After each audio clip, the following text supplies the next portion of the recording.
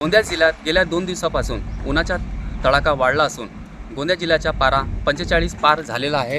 हे तापमान अजून पुढे वाढण्याची शक्यता आहे। त्यामुळे नागरिक आवश्यक कामानिमित्त घराबाहेर पडत असल्याचे चित्र जिल्ह्यामध्ये सध्या दिसत आहे। त्यामुळे नागरिकांनी उन्हात बाहेर निघताना काळजी घेण्याचे आवाहन यावेळी प्रशासनाद्वारा करण्यात आलेले आहे। आपण बघू शकता रस्त्यावर लोकांची संख्या कमी दिसत आहे। आवश्यक काम असल्यास नागरिक बाहेर पडावे असे आवाहन जिल्हा प्रशासन यांनी केलेले आहे। साईद पठाण, TV9 मराठी, गोंदिया।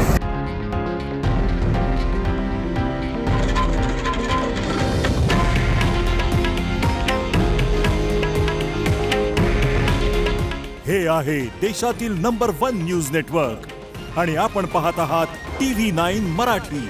काळजी तुमची, हित महाराष्ट्राचं।